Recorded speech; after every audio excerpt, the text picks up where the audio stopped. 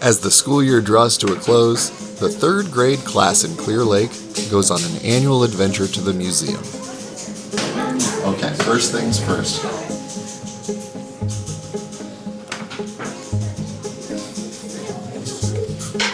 What are you two doing today? We're at the museum learning about history, about in the olden days and now. We're here to tour the museum and learn about the history of other stuff. Clear Lake. Clutching their clipboards, these kids decked out in braces and bonnets are captivated by museum curators like Sandra Bent. Every year, the kids have end-of-school field trips. And so we've been taking these third graders through for years. And we kind of divide up and try to tell about different parts of the museum. The group we had today, I think we had 45 kids.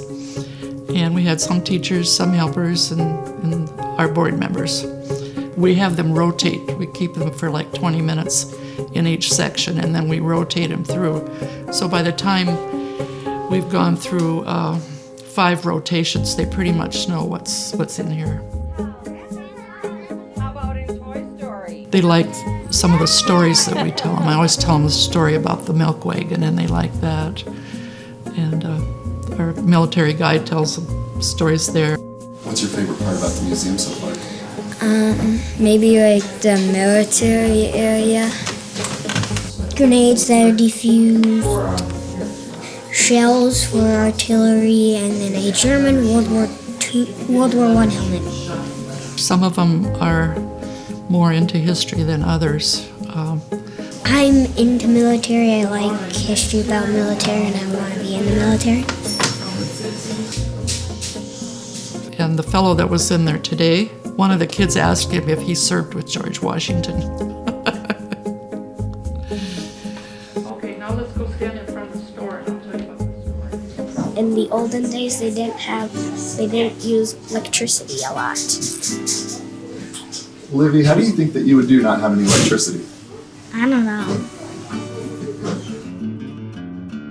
They listen quite intently because I think they're interested in it. They just can't quite fathom how things were way back then.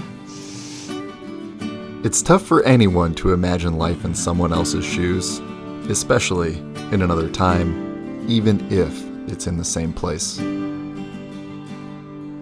But lessons in history help us bridge the gaps in time and space, and between each other.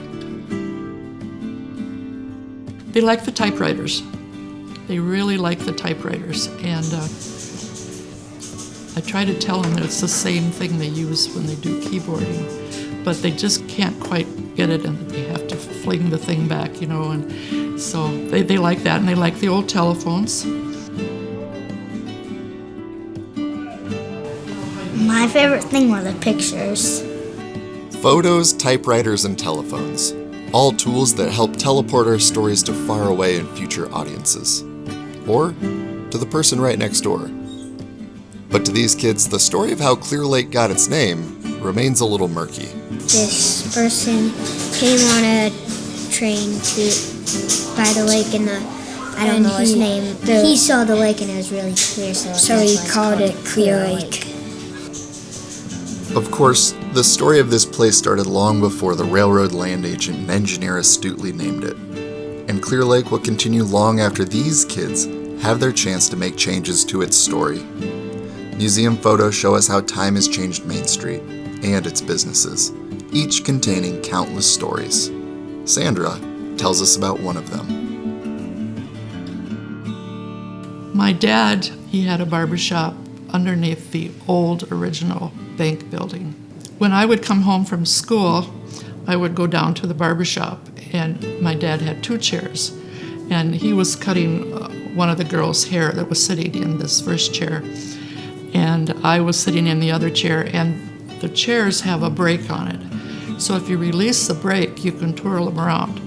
So I'd go down and sit in the chair and twirl around. Until I got dizzy. He barbered until he died. Yeah. He loved it because he had his old customers, and they'd sit around and visit and chew the fat. Businesses like this don't just provide livelihoods, they impact lives. Businesses like filling stations and general stores eventually turned into coffee shops and tech manufacturing. Not to mention, farms that harness the power of the sun and wind and turn it into energy. In this episode, we're going to take a look at several business ventures in Clear Lake, both from the past and the present. And our first stop is just down Main Street.